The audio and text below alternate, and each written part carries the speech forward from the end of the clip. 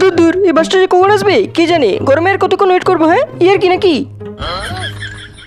উরি বাস, মেয়েটা তো হেভি দেখতে। এই শুনছো, তুমি না দেখতে হেভি মারি, যেন মনে হচ্ছে স্বর্গ থেকে পরি নেমে এসছে। ও মা, সত্যি? ও মা, মিথ্যা বলতে যাবো কেন, একবারে সত্যি, তিন সত্যি। তোমার চোখগুলো টানা টানা খেজুরের মতো, ঠোঁটটা কেমন রসালো আমের মতো, আর জামাটা পরে তো একবারে ঝিঙ্কু লাগছে, ঝিঙ্কু। আরে দূর দূর, নটি ছেলে, তুমি যে কি বলো না ভাই। কি বললি ভাই? হ্যাঁ ইয়ার কি হচ্ছে? আমার মুখে কি ভাই লেখা আছে নাকি?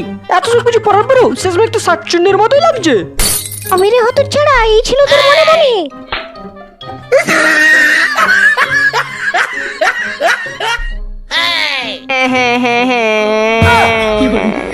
ও মা, এই কি বাচ্চা আমার, রতন মানিক আমার ধন, কাঁদছিস কেন বাবা? মা, ওই মুসের মতো দেখতে হারাধন মাস্টার আমায় হেভি মেরেছে মা, আমি আর স্কুল যাব না। ওই বেটা হারাধনের এত সাহস যে আমার ছেলের গায়ে হাত তুলে, দাঁড়া বেটাকে মজা দেখাবো। মা, আমি তো শুধু স্যারকে মুরগি বলেছিলাম, তাই এত মেরেছে আমায়। কি কি কি কি কি মুরগি? মুরগি কেন বলেছিস বাবা, কেন বললি? ওই বেটা মাস্টার পরীক্ষার খাতায় আমাকে মুরগির মতো ডিম পেড়ে পেড়ে নাম্বার দেয়, গোল গোল করে নাম্বার দেয়। এই ছেলেকে নিয়ে যে আমি কি করি?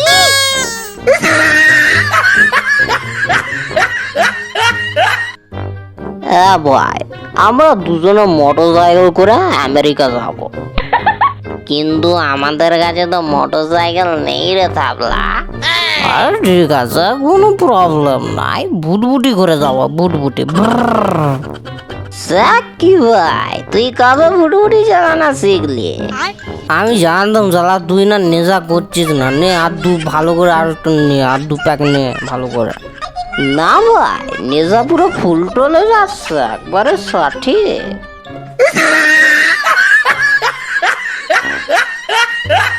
না, বাড়ির কাজ করিসনি কেন? স্যার, কারেন্ট ছিল না তো হাতগুলো কি চলে গেছিল? একটা মোমবাতি চালাতে পারলে না? স্যার, দিয়াশলাই ছিল না স্যার। কেন ছিল না কেন? স্যার, ঠাকুর করেছিল স্যার দিয়াশলাই। পায়ে কি বাদ ছিল যে দিয়াশলাই টানতে পারলে না? স্যার, আসলে স্নান করা হয়নি তো, তাই ঠাকুর করে যেতে পারিনি স্যার। কেন স্নান হয়নি কেন? স্যার, মোটরটা জ্বলছিল না, তাই তো কলে জল আসেনি। কেন, ওর মোটরে কি হলো? মোটর চলছিল না কেন? যে কতবার বলবো স্যার, কারেন্ট তো ছিল না, মোটরটা চলবে কি করে?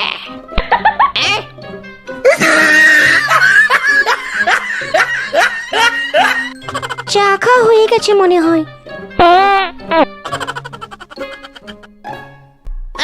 এই মা, চায়ের কাপ আনতে এসে তো শ্বশুর মশাইয়ের সামনেই পেঁদে দিলাম। বৌমা কি কোনো কাজের জন্য এসেছিল, না শুধু পাঁদতে এসেছিল? কিছুই তো বুঝলাম না।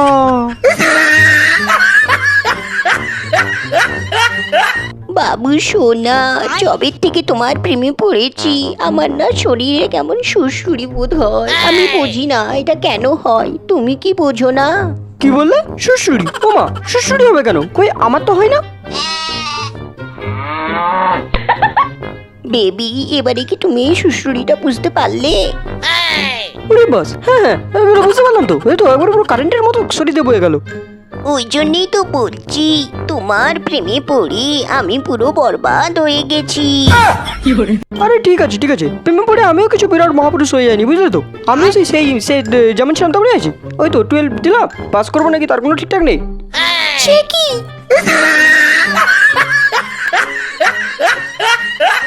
নমস্কার, আপনাদেরকে উইচিংড়ি নিউজে স্বাগত জানাই। আমাদের এখন ব্রেকিং নিউজ চলছে যে স্টুডিওতে আছে আমাদের সাথে পটল কুমার মহাশয়, যিনি হলেন পৃথিবীর শ্রেষ্ঠ ভুতুড়ে, ভূত ভাগানো তান্ত্রিক। আর ঠিক আছে ঠিক আছে, অত ইন্টারেস্টিং যে দরকার নেই, চলে ঠিক আছে। পটল বাবু, সোশ্যাল মিডিয়াতে একটা প্রশ্ন আগুনের মতো ছড়িয়ে পড়েছে, যদি কারো বউকে ভূতে ধরে তাহলে সে কি করবে?